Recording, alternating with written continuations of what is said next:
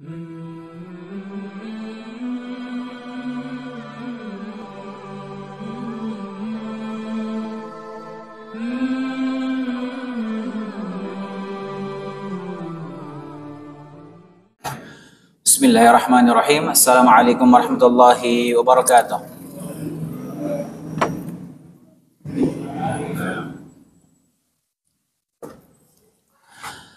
Innal hamdalillah nahmaduhu wa nasta'inuhu wa nastaghfiruh wa na'udzu billahi min shururi anfusina wa sayyiati a'malina. Man yahdihillahu fala mudilla lahu wa man yudlil fala hadiya lahu. Asyhadu an la ilaha illallah wahdahu la syarika lah wa asyhadu anna Muhammadan 'abduhu wa rasuluh sallallahu alaihi wa ala alihi wa sallama tasliman katsira amma ba'd. Allahumma 'allimna ma yanfa'una wa anfa'na bima 'allamtana wa zidna 'ilman wa aslih lana sya'nana kullah wa la takilna ila anfusina tarfata 'ain. Hadirin rahimani wa rahimakumullah, kita lanjutkan pelajaran kita pembahasan tafsir juz amma, dan di malam hari ini insyaallah ta'ala kita akan membahas tafsir surat Al-Qari'ah. Surat Al-Qari'ah, hadirin.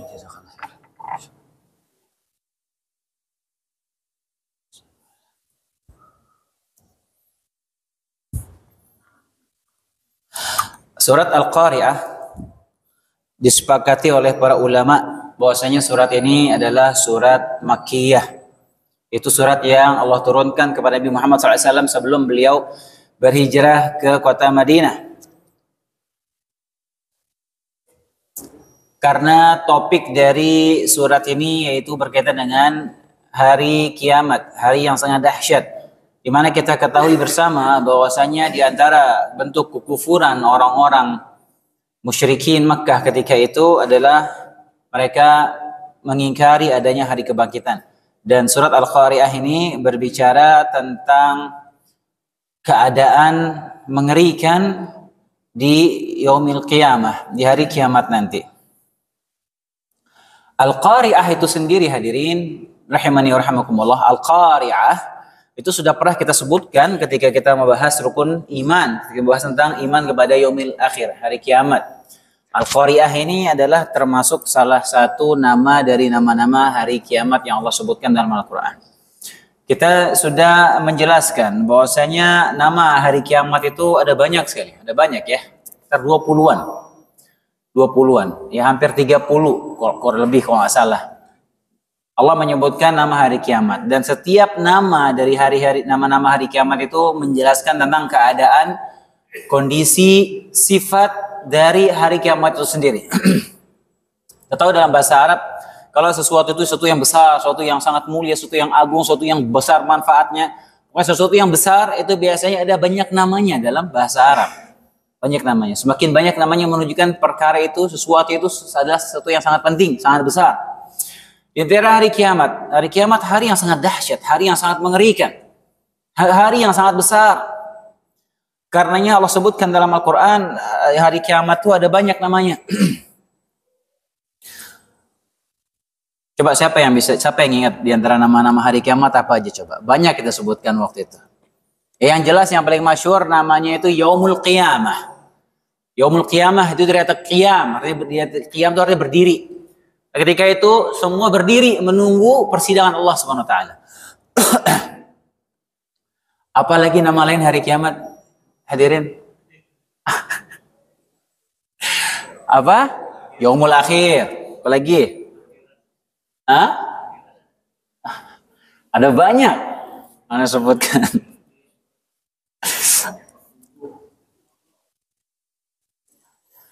Ada Yaumul Akhir. Ya, ada namanya Yaumuddin, Darul Akhirah.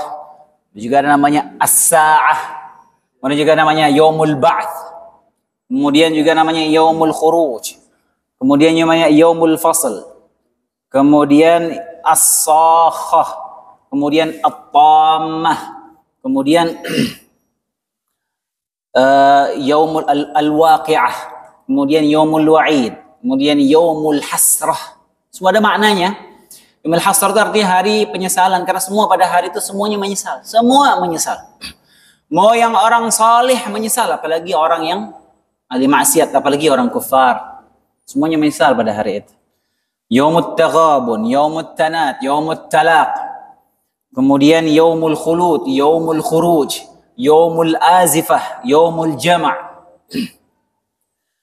dan seterusnya. Nama-nama hari kiamat Allah sebutkan dalam Al-Quran. Ada beragam nama hari kiamat. Di antara nama hari kiamat yaitu Al-Qari'ah. Al-Qari'ah itu sendiri maknanya yang mengetuk hati manusia, yang mengetuk dada manusia. Mengetuk dalam artian terketuk dada manusia ini karena ketakutan. Saking mengerikannya seakan-akan dadanya hati manusia ini dia terketuk dengan ketukan yang keras. Itulah makna Al-Qari'ah. Ini menunjukkan bagaimana keadaan hari itu adalah hari yang sangat mengerikan, hadirin. Nama-nama tersebut juga yang kita sebutkan itu sebagian menunjukkan kengerian hari tersebut. Di antaranya ini Al-Qari'ah.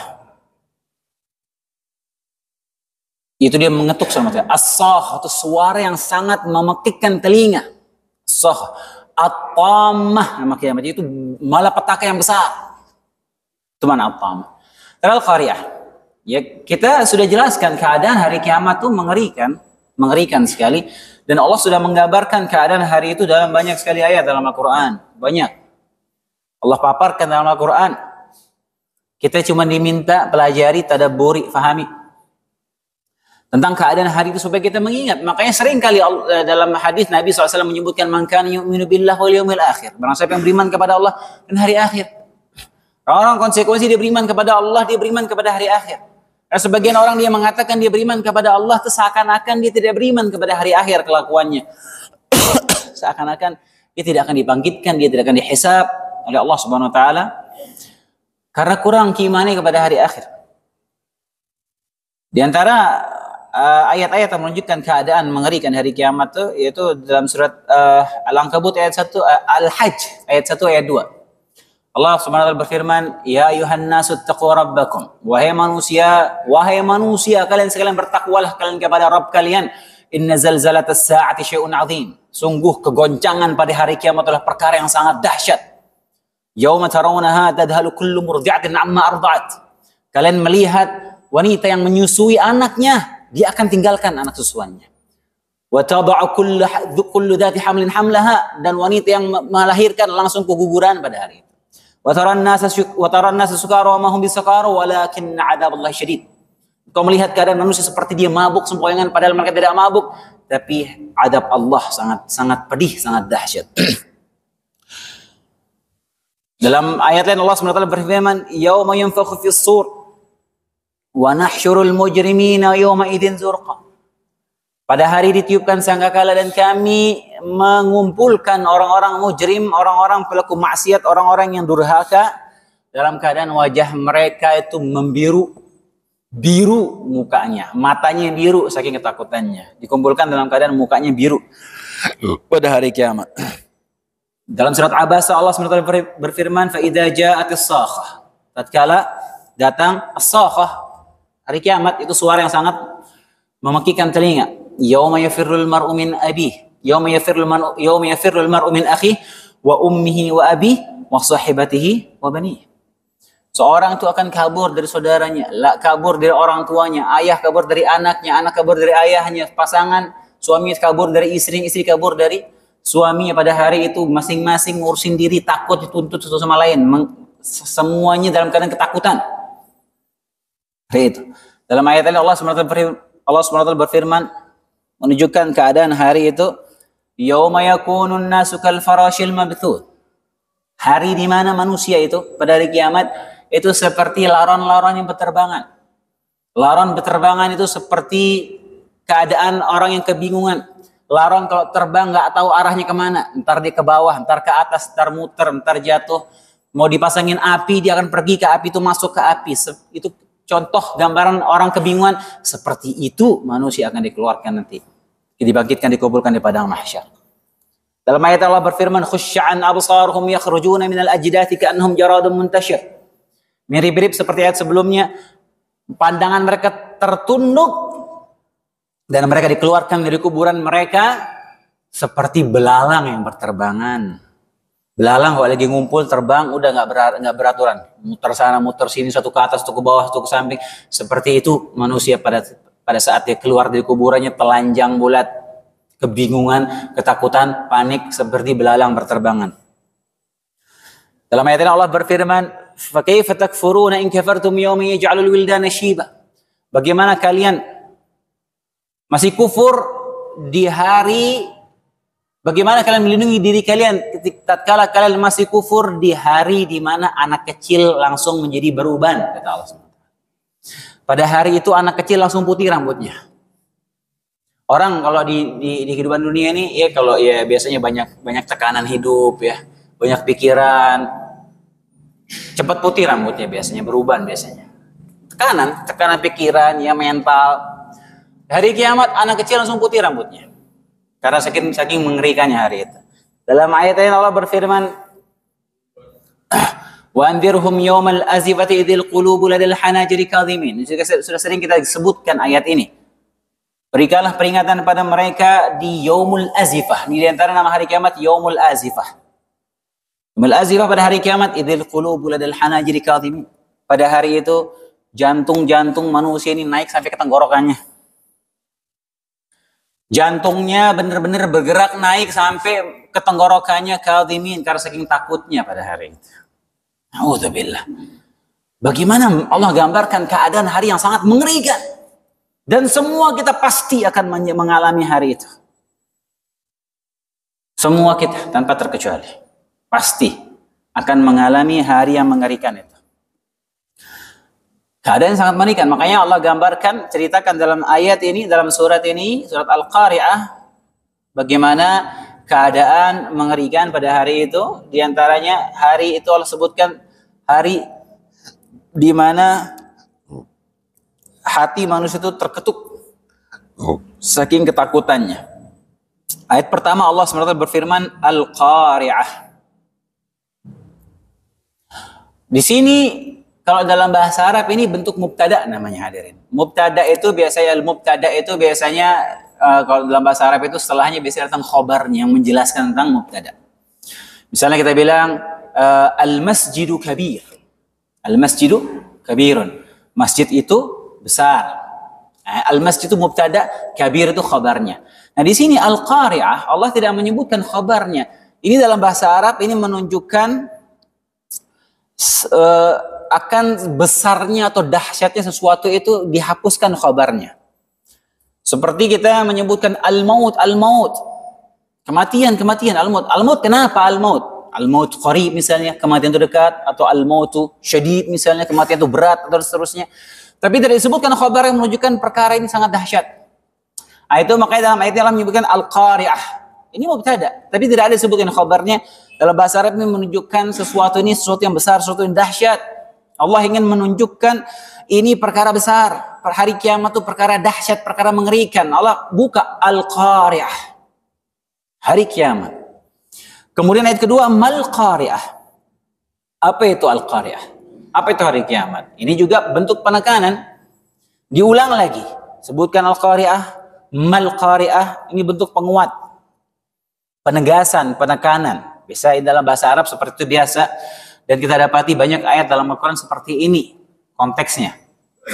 Kemudian ayat ketiga lagi Allah menyebutkan wama adraka mal qari'ah. Tahukah kalian apa itu al-qari'ah? Diulangi lagi oleh Allah Subhanahu wa taala ayat ketiga ini, penekanan yang ketiga. Penekanan yang kedua menunjukkan bahwasanya hari itu benar-benar hari yang sangat dahsyat, mengerikan, menakutkan. Dan biasa dalam gaya penyampaian seperti ini dalam banyak ayat Allah sebutkan, dan seringnya Allah menyebutkan gaya penyampaian seperti ini ketika menyebutkan tentang hari kiamat. Al-Haqqah, Mal-Haqqah, wa ma adraka Mal-Haqqah. Al-Haqqah juga nama hari kiamat. Sama seperti Al-Qari'ah, Mal-Qari'ah, wa ma adraka Mal-Qari'ah. Wa ma adraka ma yaumuddin, thumma ma adraka ma yaumuddin.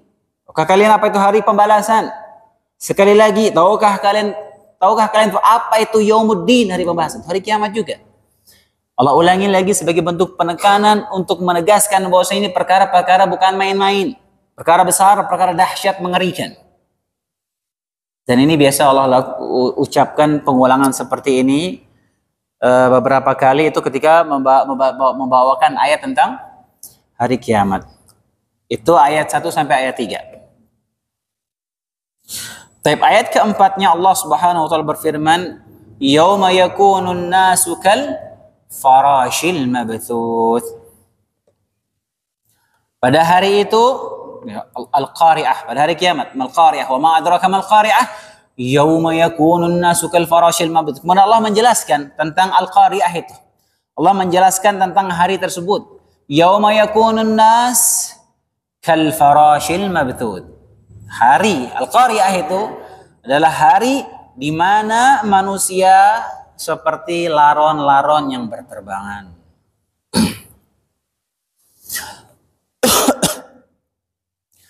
Manusia nanti pada hari kiamat akan Allah bangkitkan semua, Allah keluarkan dari kuburannya, Allah munculkan bagi yang nggak dikuburkan. Manusia yang nggak dikuburin Allah munculkan nanti. Ada orang-orang yang dia mati nggak dikuburin, ada banyak ya, dia tenggelam di lautan, habis dimakan hewan misalnya, atau dia meledak misalnya. Tapi tetap Allah akan munculkan dia di hari itu. Umumnya manusia itu dikuburkan, maka nanti manusia itu akan keluar dari kuburannya dalam keadaan ketakutan, kebingungan, menyaksikan keadaan seperti itu. Tiba-tiba dia keluar dari kuburannya, seakan-akan dia cuma tidur sebentar saja, seakan-akan dia merasakan yang dia lewati di dunia itu hari sebentar saja. Hanya beberapa waktu saja, hanya beberapa jam saja dirasakan. Ka'annahum yawma yarawnaha lam yalbathu illa 'ashiyatan aw duhaha. Pada hari itu mereka menyangka di dunia mereka itu seperti menghabiskan waktu di pagi atau di waktu duha saja, di waktu sore atau di waktu duha saja sebentar. Bingung manusia. Bangun, keluar dari kuburan dalam keadaan telanjang, kebingungan, ketakutan, seperti laron-laron yang berterbangan. Seperti itu. Bahkan kita juga pernah membahas, hadirin, bahwasanya pendapat yang rajih, yang kuat, hewan juga akan dibangkitkan oleh Allah Subhanahu wa taala. Jin, manusia, wa hewan. Kita bacakan dalil, kita ada ayat 3 ayat dalam Al-Quran yang menunjukkan bahwasanya hewan itu akan dibangkitkan oleh Allah Subhanahu wa taala. Ini dalam surat At-Takwir, wa idzal wuhush husyirat. Dan tatkala hewan-hewan buas dibangkitkan oleh Allah Subhanahu wa taala. Coba membayangkan bagaimana manusia semua keluar dalam keadaan telanjang, nggak pakai alas kaki, kebingungan, sama hewan-hewan lagi deh. Bingung, keadaan kebingungan, ketakutan, mau dihisap, apa yang akan terjadi setelah ini? Mau diapain nih kita? Jadi manusia kebingungan, wah ketakutan. Orang-orang yang mungkin dia mengingkari, dianggap gak ada dari kebahagiaan ketika dia dibangkitkan, mereka ketakutan. Maka di sini sebutkan seperti laron-laron yang berterbangan. Ya laron, kalau kita nggak tahu laron, subhanallah ya. Laron itu dari mana asal usulnya? Kalau lagi hujan tiba-tiba muncul, dari mana munculnya tiba-tiba sebanyak itu? Terus terbang sana sini, ada yang jatuh, ada yang ini muter-muter, ada api, dia pergi ke api itu. Kebingungan. Ini juga Allah sebutkan, tadi kita bacakan ayatnya, khusya'an absaruhum yakhrujuna minal ajdad ka'annahum jaradun muntashir. Manusia keluar dari kuburannya seperti belalang yang berterbangan. Seperti itu keadaan manusia dibangkitkan. Kemudian ayat kelima Allah SWT berfirman, masih menjelaskan tentang apa itu al-qari'ah. Allah menggambarkan keadaan di hari tersebut, al-qari'ah. Ayat keempat tadi, yauma yakunu nasu kal farashil mabthud. Ayat kelima, wa takunul jibalu kal ihnil manfush. Dan di hari itu gunung-gunung seperti bulu-bulu yang berhamburan, yang dihambur-hamburkan. Gunung itu berterbangan seperti bulu yang dihamburkan. Al-ihn dalam bahasa Arab itu adalah bulu-bulu hewan yang biasa diambil, yang diolah jadi kain, seperti kain wol dan sejenisnya dari bulu hewan. Nah, bulu hewan tuh ketika dikumpulkan, kalau dikebas dia kan berterbangan. Nah, seperti itulah keadaan gunung-gunung nanti pada hari kiamat. Berterbangan, berhamburan, gunung loh. Mau sebut gunung apa tuh? Everest yang paling besar, ntar berterbangan, berhamburan. Seperti bulu yang dihamburkan, ditiup angin. Kayak Allah sebutkan ya keadaan gunung-gunung pada hari kiamat itu. Allah sebutkan dalam beberapa ayat keadaan gunung pada hari kiamat. Yang pertama, Allah sebutkan bahwasanya gunung itu sebagai pasaknya bumi ini. Gunung itu pasak bumi. Dia punya pasak dalam, kuat, kokoh. Gunung ini yang sebagai pasak bumi. Nah, nanti ini gunung-gunung ini pada hari kiamat Allah cabut pasak-pasaknya. Dicabut oleh Allah Subhanahu wa taala. Kemudian diterbangkan. Gunung dicabut kemudian diterbangkan. Allah Subhanahu wa taala berfirman dalam surat An-Naml ayat 88, "Wa taral jibal tahsabuha jamidatan wa hiya tamurru marra as-sahab. Sun'allahu alladhi atqana kulla syai' innahu khabir bima taf'alun." Dan kau melihat gunung-gunung, itu engkau kira tetap di tempatnya gunung itu kokoh padahal ia berjalan seperti awan yang berjalan. Itulah ciptaan Allah yang mencipta dengan sempurna segala sesuatu. Sungguhnya Allah Maha mengetahui apa yang kalian kerjakan. Dalam ayat ini Allah Subhanahu berfirman, "Wa suyyiratil jibalu fakanat saraba." Dalam surat An-Naba. Dan gunung-gunung pun akan dijalankan sehingga menjadi seperti fata morgana. Gunung-gunung akan dijalankan. Kemudian ayat yang lain menunjukkan setelah itu gunung itu dicabut dan diterbangkan berhamburan oleh Allah Subhanahu wa taala. Dalam ayat ini dijelaskan bahwa gunung-gunung itu nanti pada hari kiamat akan dihancurkan dengan membenturkannya ke bumi. Jadi gunung-gunung yang ada berterbangan berhamburan nanti itu akan hancur luluh lantah dengan dibenturkan ke bumi. Allah SWT berfirman dalam surat Al-Haqqah, "Wa humilatil ardu wal jibalu fadukkata dakkatan wahidah fayawma idzin waqa'atil waqi'ah." Dan diangkatlah bumi dan gunung-gunung. Lalu dibenturkan keduanya dengan sekali benturan. Maka pada hari itu terjadilah al-waqi'ah, yaitu hari kiamat. Terjadi hari kiamat. Ketika gunung itu dicabut, terbangkan, dihancurkan dengan dibenturkan ke bumi. Dalam ayat ini Allah SWT berfirman dalam surat Al-Waqi'ah, "Wa bussatil jibalu bassa fakanat haba'an mumbatha." Dan gunung-gunung dihancurkan dengan sehancur-hancurnya. Maka jadilah itu gunung-gunung itu jadi seperti debu yang berterbangan. Seperti itu keadaan gunung pada hari kiamat. Gunung-gunung yang besar, kokoh, nanti berterbangan seperti bulu, kemudian dihancurkan sehancur-hancurnya. Na'udzubillah.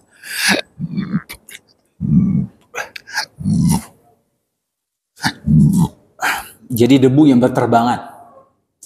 Allah SWT berfirman dalam surat Taha, "Wa yas'alunaka 'anil jibal faqul yansifuha rabbi nasfa fayadharuha qa'an safsafa la tara fiha 'iwajan wala amta." Dan mereka bertanya kepadamu wahai Muhammad tentang gunung-gunung. Maka katakanlah kepada mereka, Tuhanku akan menghancurkannya pada hari kiamat sehancur-hancurnya. Gunung-gunung akan dihancurkan oleh Allah sehancur-hancurnya. Kemudian dia akan menjadikan bekas gunung-gunung itu rata total dengan tanah.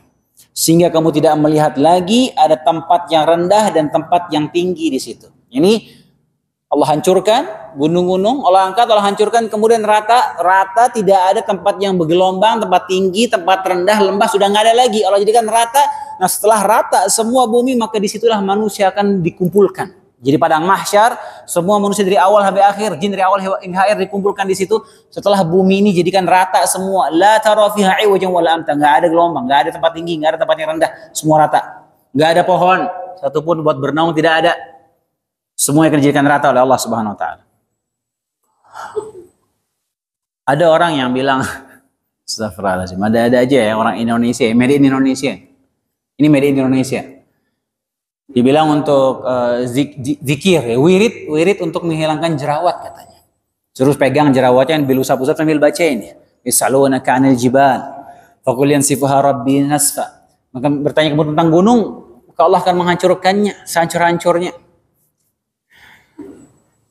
Tidak akan melihat yang ada yang gelombang lagi, yang naik lagi, yang rendah nggak ada lagi. Astagfirullahaladzim. Suka-suka kalau ngomong tentang agama orang-orang Indonesia.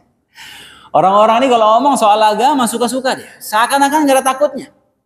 Coba orang suruh ngomong tentang tentang ilmu fisika coba. Coba kita ngomong soal ilmu fisika, nggak berani dia ngomong soal ilmu fisika. Kenapa? Karena dia nggak tahu ilmunya di situ. Dia bukan basicnya, nggak mungkin dia mau ngomong sembarangan soal ilmu fisika. Soal ilmu kimia dia mau ngomong nih, oh ini zat kadar ini coba campur sama ini, nggak mungkin dia berani. Tapi kalau soal urusan agama, semua berani ngomong. Seakan-akan gak ada takutnya buat mainan. Ketika dia berbicara tentang agama, dia sedang berbicara atas nama Allah Subhanahu wa taala, dengan nama Allah Subhanahu wa taala. Dia sedang berbicara tentang agama Allah, maka hati-hati. Berat tanggungannya. Sekarang sebagian orang gak ada takutnya berbicara tentang agama, pokoknya ngomong aja. Gak peduli apa itu berdasarkan dalil atau tidak, gak peduli, pokoknya ngomong. Kita berat mau berbicara soal agama nih, kalau hadis sahih, hadis kalau dia lemah saja kita hati-hati menyampaikan. Hadis lemah, apalagi hadis palsu. Tapi para ulama ketika menyampaikan hadis lemah, kalau dia mau menyampaikan sebagai penguat saja, dia harus menjelaskan itu hadis lemah. Kemudian tidak boleh dia menyandarkan kepada Nabi. Jadi minimal dia mengucapkan ruya, diriwayatkan. Tidak boleh dia mengucapkan Nabi SAW bersabda pada itu hadis dhaif, tidak boleh. Dia boleh mengucapkan dengan diriwayatkan dalam kitab ini begini dan begini, tapi hadis ini dilemahkan oleh para ulama seperti itu. Begitu sampai para ulama itu berhati-hati dalam membawakan perkara masalah agama. Ya, kalau sekarang semua bebas. Oh, ini buat jadi doa penghilang jerawat. Ayat ini. Mau anak ganteng kalau lagi hamil bil usap-usap baca surat Yusuf katanya. Biar lahir anaknya ganteng. Taib, kalau mau nanti anaknya lahir sekel gemuk ya baca surah Al-Baqarah kalau gitu. Ya aneh-aneh ya kadang orang-orangnya, subhanallah.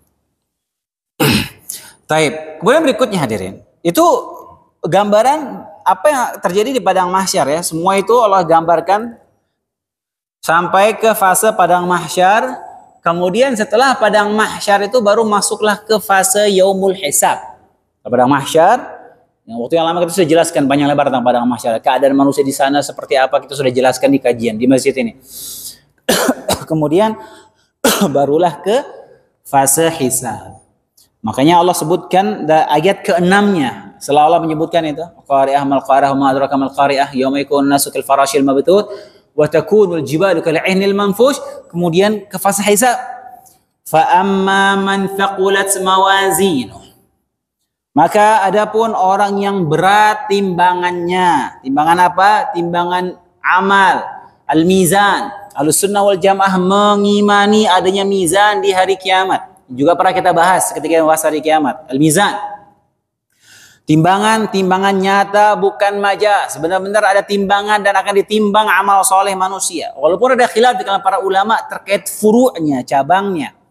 Ada khilaf terkait furu'nya, cabangnya. Tapi mizannya Ahlussunnah wal Jamaah mengimani adanya mizan. Adapun cabangnya itu misalnya ada perbedaan pendapat, mizan itu ada satu atau ada banyak timbangan itu. Ini ada khilaf. Nah, khilaf dalam di furu'nya ini tidak masalah. Ya karena dalam ayat itu terkadang Allah membawakan dengan bentuk mufrad, tunggal, terkadang Allah membawakan dengan bentuk jamak, mawazin. Dalam surat Al-Anbiya Allah berfirman wa nad'ul mawazin al-qista liyaumil qiyamah, dan kami akan meletakkan timbangan yang adil, mawazin jamaknya mizan, timbangan-timbangan pada hari kiamat. Allah sebutkan dengan bentuk jamak. Wa in kana wa nad'ul mawazin al-qista liyaumil qiyamah wa in kana mithqala habatin khardalin ataina biha wa kafa bina hasibin. Perhatikan firman Allah dalam surat Al-Anbiya. Dan kami akan meletakkan timbangan-timbangan yang adil pada hari kiamat. Dan akan ditimbang amalan manusia walaupun sebesar biji sawi. Ada amalan sebesar biji sawi, amalan kebaikan sebesar biji sawi, maksiat, dosa sebesar biji sawi. Maka pasti akan kami datangkan dan kami akan letakkan dalam timbangan tersebut. Dengan yang adil, tidak akan ada dizolimi sedikit pun. Makanya hadirin, kata Nabi SAW, la tahqiranna minal ma'rufi syai'ah. Walau antalqa ahqa biwajhin taliq. Jangan kalian meremehkan kebaikan sekecil apapun, jangan diremeh. Walaupun hanya kalian sekedar senyum, wajah senyum kepada saudara kalian, itu kebaikan, itu udah pahalanya, itu pasti akan masuk timbangan amal soleh kita. Senyum hadirin. Kita mungkin suka cengengesan, senyum sana, senyum sini, kita nggak udah lupa sama senyum-senyum kita, tapi Allah tidak akan pernah lupa. Setiap senyum kita itu akan Allah datangkan, Allah akan masukkan dalam timbangan amal soleh kita. Tapi semua jangan kalian meremehkan kebaikan sekecil apapun, walaupun di sekitar senyum kepada saudara kalian. Apalagi zikir-zikir kita hadirin. Kita berzikir setiap hari habis sholat, semuanya akan masuk timbangan. Nabi SAW, walhamdulillahi tamla'ul mizan. Kalimat alhamdulillah itu akan memenuhi timbangan amal kalian. Alhamdulillah, memenuhi timbangan kalian. Setiap hari kita baca 33 kali setiap kali habis sholat. Alhamdulillah. Di antara kalimat yang paling Allah cintai, alhamdulillah salah satunya. 4 kalimat yang paling Allah cintai, subhanallah, alhamdulillah, wa la ilaha illallah, wallahu akbar. Ini 4 kalimat yang paling Allah cintai. Dan Nabi SAW bersabda, afdhalul kalimat, ahabbul kalami ilallah arba'ah. Ada 4 kalam yang paling Allah cintai, ada 4. La yadurukum min ayhinna bada'tum. Atau kama qala sallallahu alaihi. Kalian tidak akan ngefek, kalian mau mulai dari mana aja, random boleh. Apa itu 4 kalimat? Subhanallah, alhamdulillah, wa la ilaha illallah, Allahu akbar. Karena Nabi menyebutkan alhamdulillah itu akan memenuhi timbangan amal kalian. Sekedar senyum masuk timbangan hadirin. Zikir-zikir kita akan masuk timbangan, apalagi sedekah kita, apalagi tilawah Al-Qur'an kita, apalagi salat kita, apalagi bakti kita sama orang tua, apalagi haji umrah kita, apalagi akhlak mulia kita. Nabi SAW, laisa syai'un athqala fil mizan min khuluqin hasan. Tidak ada sesuatu yang paling memberatkan timbangan amal soleh manusia pada hari kiamat kecuali akhlak yang mulia. Akhlak mulia hadirin itu sangat berat di timbangan. Bisa jadi seorang ini dia jarang sholat malam, kurang ibadahnya, sholat malamnya jarang, puasa sunnahnya jarang. Jarang mungkin dia ngaji, jarang. Tapi ini orang akhlaknya mulia, nggak pernah dia nyakitin orang lain, nggak pernah dia mengeluarkan kata-kata yang menyinggung perasaan orang lain. Dia murah senyum ketika bertemu orang lain, dia mudah membantu orang lain. Nggak pernah punya masalah sama istri, nggak ada masalah sama anak, nggak masalah. Akhlaknya mulia, orang sepertinya akan tinggi surganya di akhirat. Berat amalannya, akhlak mulia. Kemudian ulama juga membahas apa yang ditimbang nanti pada hari kiamat. Di sini berdasarkan dalil-dalil yang ada juga pernah kita bahas sebenarnya. Itu ada 3. Udah pernah kita bahas pada pembahasan tentang rukun iman. Yaitu yang ditimbang itu ya amal soleh itu langsung. Ada yang kemudian yang kedua yang ditimbang itu orangnya ditimbang naik ke timbangan. Ke daun timbangan. Yang ketiga yang ditimbang itu catatan buku, catatan amalnya. Masing-masing semua ada dalilnya, kita nggak bisa sebutkan di sini karena terlalu panjang. Walhasil intinya orang-orang Mu'tazilah dia menolak ada mizan, nggak ada mizan. Dia hanya nggak masuk di akal mereka bagaimana amal soleh perkara yang abstrak bisa ditimbang dalam timbangan yang nyata. Maka mereka menolak, dia bilang mizan itu hanya majaz. Kita katakan sangat mudah bagi Allah menjadikan sesuatu yang abstrak itu menjadi sesuatu yang konkret. Nggak ada yang mudah, nggak ada yang susah bagi Allah Subhanahu wa taala.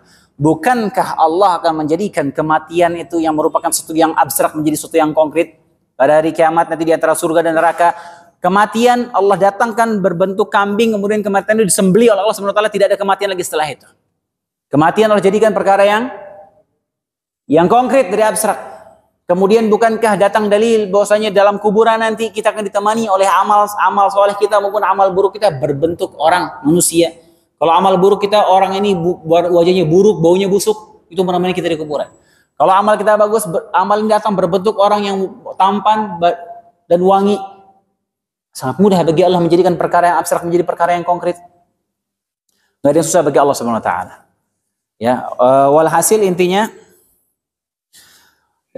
yang ditimbang berdasarkan dalil yang ada 3. Orangnya, ya.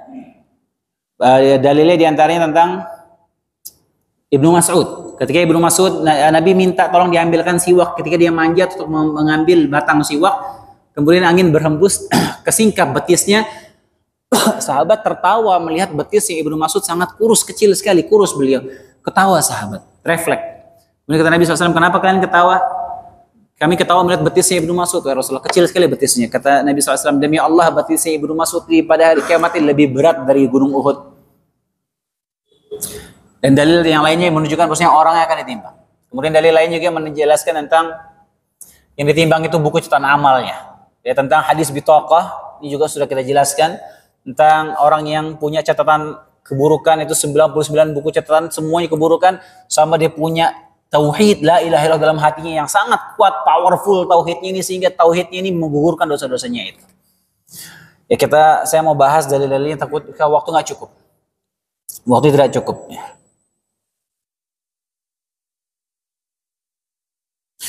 Kemudian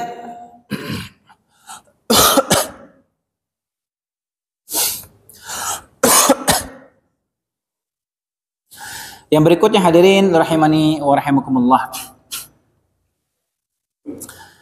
terkait dengan tauhid tadi. Dalil bahwasanya yang akan ditimbang itu buku catatan amalnya di antara pendapat para ulama tentang hadis bitaqah ya. Ini kita sudah sebutkan di awal kajian dulu tentang keutamaan orang yang bertauhid kepada Allah Subhanahu wa taala. Yaitu tauhid ini bisa menggugurkan dosa-dosa.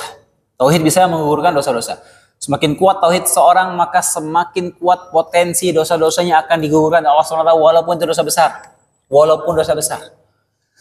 Makanya ini penting kita belajar tauhid, ini penting. Penting belajar tauhid.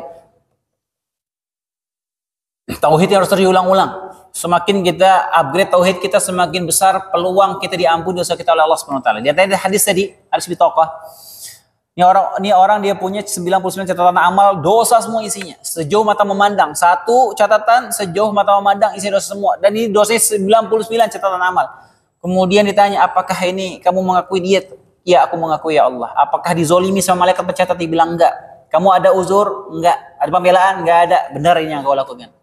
Ada enggak amalan kamu yang bisa mengalahkan? Dibilang enggak ada. Kata Allah ada, dikeluarkan darinya kartu la ilaha illallah. Ini orang dia di akhir hayatnya dia kuat tauhidnya sehingga la ilaha illallah ini menggugurkan dosa-dosanya yang banyak. Makanya pentingnya kita belajar tauhid. Makanya dalam hadis qudsi Allah SWT berfirman, ya bani Adam, law ataitani biqarabil ardi khataaya thumma laqitani lam tusyrik bi syai'an la ataituha biqarabiha maghfirah. Wahai anak Adam, kalau seandainya engkau bertemu dengan aku pada hari kiamat dengan membawa sebesar bumi ini dosa, kemudian engkau juga datang kepadaku dengan membawa tauhid, kamu tidak berbuat syirik sedikit pun kepada Allah Subhanahu wa taala, maka aku akan mendapatkan ampunan sebesar bumi itu juga. Subhanallah. Ini pentingnya tauhid hadirin. Penting kita belajar tauhid, belajar tentang bahayanya kesyirikan. Makanya seluruh dakwahnya para nabi dan rasul itu adalah menegakkan tauhid. Seluruhnya tanpa terkecuali. Makanya sekalian Anda ingin menyampaikan ya tadi yang terkait materi khutbah Jumat tadi. Semua seluruh nabi dan rasul diutus untuk menjadi oposisi. Ini anak bingung itu dalilnya dari mana ya? Bagaimana dikatakan nabi itu, semua nabi dan rasul itu diutus menjadi oposisi? Anak nggak ngerti. Ini bertentangan dengan dalil-dalil yang banyak. Bahwasanya semua nabi dan rasul diutus itu untuk menegakkan tauhid. Tidak semuanya nabi, karena kebetulan saja sebagian nabi itu berhadapan dengan penguasa, kebetulan. Ini sampai 3 kali beliau mengulang, semua nabi Rasul diutus untuk menjadi oposisi. Tapi Nabi Daud itu raja, Nabi Sulaiman itu penguasa yang paling berkuasa di muka bumi ketika itu. Oposisinya siapa dia? Nabi Yusuf alaihissalam itu menteri. Dia mendakwahkan tauhid dari dalam penjara. Yang didakwahkan Nabi Yusuf apa? Tauhid. Arbabun mutafarriquna khairun amillahil wahidil qahar. Itu yang Nabi Yusuf dakwahkan dalam penjara, dia teman satu penjaranya. Dakwahkan tauhid. Apakah Tuhan yang banyak lebih baik dari Tuhan yang satu? Al-wahidil qahar. Nabi Yusuf keluar dari penjara, Nabi Yusuf langsung jadi menteri. Jadi menteri, bukan jadi oposisi.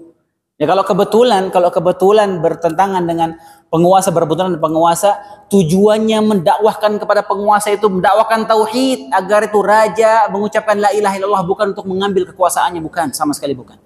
Nabi Musa berbenturan dengan dengan Firaun, bukan untuk merebut kekuasaan Firaun, tapi agar Firaun masuk Islam. Nabi Ibrahim berbenturan dengan Namrud bukan untuk merebut kekuasaan Namrud, tapi untuk supaya Namrud itu bertauhid, ucapkan la ilaha illallah. Semua nabi mendakwakan la ilaha illallah tanpa terkecuali, itu visi semua para nabi. Nabi Muhammad alaihissalatu wassalam, makanya disebutkan para ulama di antara hikmahnya kenapa Nabi Muhammad itu nabi terakhir diutus di Jazirah Arab. Kenapa? Karena Jazirah Arab ketika itu tidak di bawah kekuasaan kerajaan manapun. Ada Romawi, ada Persia, tapi Jazirah Arab ini nggak dilirik sama mereka. Jadi ketika itu Mekah dan sekitarnya itu bukan di bawah kekuasaan Romawi, bukan di bawah Persia. Itu di antara hikmahnya ulama menyebutkan Nabi diutus di situ supaya memudahkan beliau berdakwah. Sampai ketika Nabi sudah membentuk negara Islam di Madinah, Nabi kirim surat ke Raja Romawi. Apa isi surat Nabi SAW ke Raja Romawi di Persia? Surah apa? Suruh menyerahkan kerajaannya? Bukan. Suruh mengucapkan la ilaha illallah. Masuk Islam. Ketika kalau mereka masuk Islam, ucap la ilaha illallah, silahkan lanjutkan kerajaanmu, kamu jadi raja. Ya, bukan untuk diambil kekuasaan. Maka karena ana merasa relate, ya, terikat dengan masjid ini, ana cinta sama masjid ini, karena ana merasa terpanggil yang ketika ada perkara-perkara seperti itu, ya ana merasa bertanggung jawab untuk meluruskan, ya, karena itu bertentangan dengan dalil, tidak berlandaskan dalil sama sekali, ya, statement tersebut.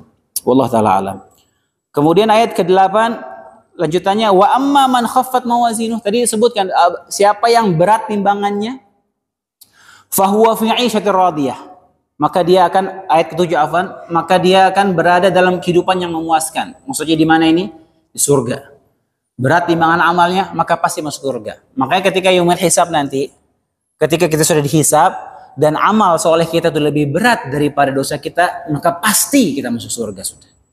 Pasti. Dan Allah mudahkan kita supaya amal soleh kita ini lebih berat daripada dosa kita.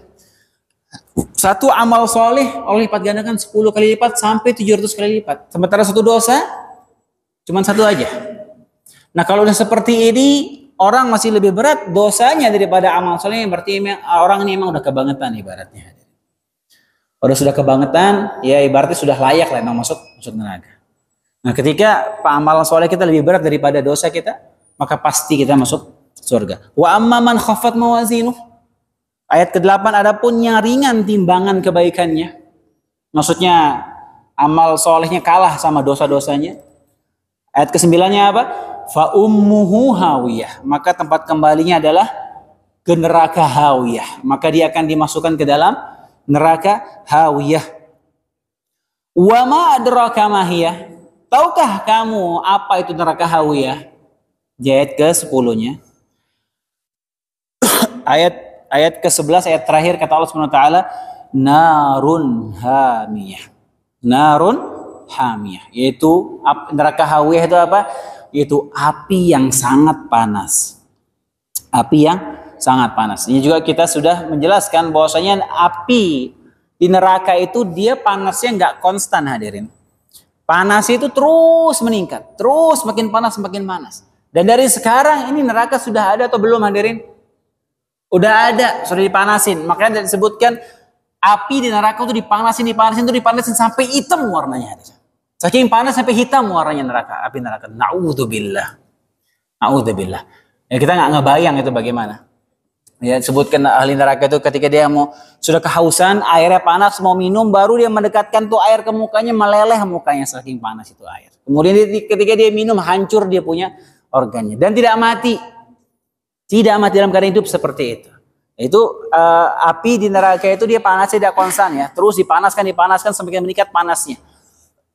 Seperti itulah neraka hamiyah. Neraka hawiyah yaitu narun hamiyah, itu neraka, yaitu api yang sangat panas. Itu dia